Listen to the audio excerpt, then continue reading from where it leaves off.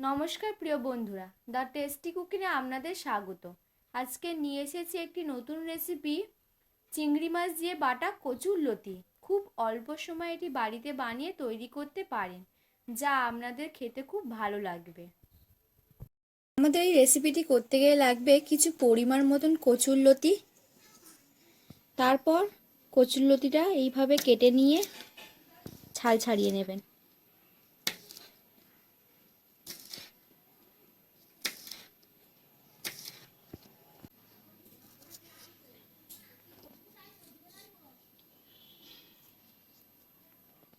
আমাদের কচুরলতিটা ছাড়ানো হয়ে গেছে। এবার একটি পাত্র নেব, পাত্রের মধ্যে কচুরলতিগুলো তুলে নেব।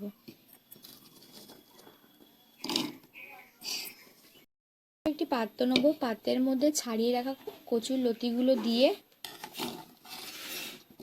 তার মধ্যে জল দিয়ে করে কচুরলতিগুলো ধুয়ে নিয়ে একটি পাত্রের মধ্যে তুলে নেব।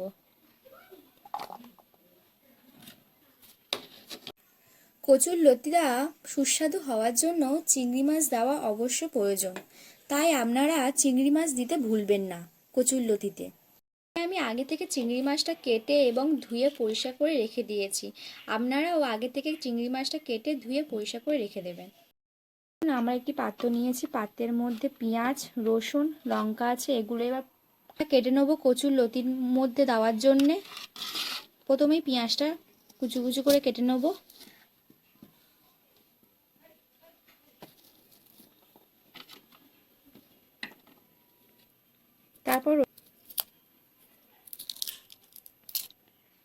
তারপর লঙ্কা নেবেন, লঙ্কাগুলো এইভাবে কুচু কুচু করে কেটে নেবেন।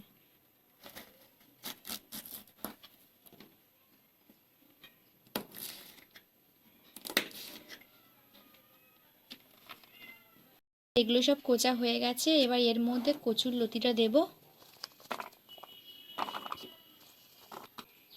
কচুরলতিটা দেওয়া হয়ে গেছে। এবার এগুলো সব একসঙ্গে শিলের মধ্যে দিয়ে বেটে নেব।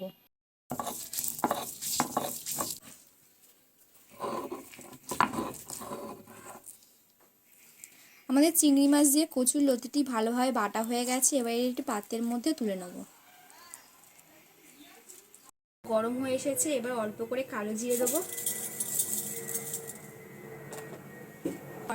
তারপর কড়ার মধ্যে অল্প করে তেল দেবো, দিয়ে তারপর একটু হালকা করে ভেজে নেব। আমাদের তেলটা গরম হয়ে গেছে। এবার এর মধ্যে চিংড়ি মাছ দিয়ে বাটা কচুরলতিটা দিয়ে দেবো। দিয়ে একটু হালকা করে নাড়াচাড়া করে নেব।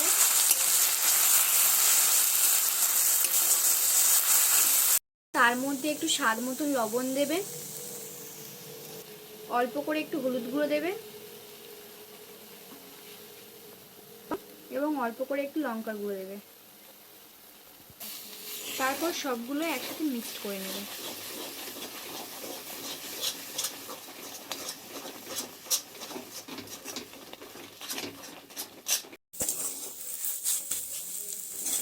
আমাদের কচুরলতিটা ভালোভাবে নেড়ে নেড়ে জলটা এর মধ্যে শুকিয়ে নিয়েছি। এবার একটি পাত্রের মধ্যে তুলে নেব।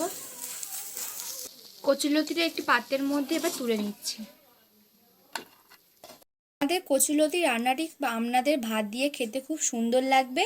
আপনাদের যদি কচুরলতি রান্নাটি ভালো লাগে তাহলে চ্যানেলটি লাইক করবেন, কমেন্ট করবেন এবং চ্যানেলটিকে সাবস্ক্রাইব করে দেবেন।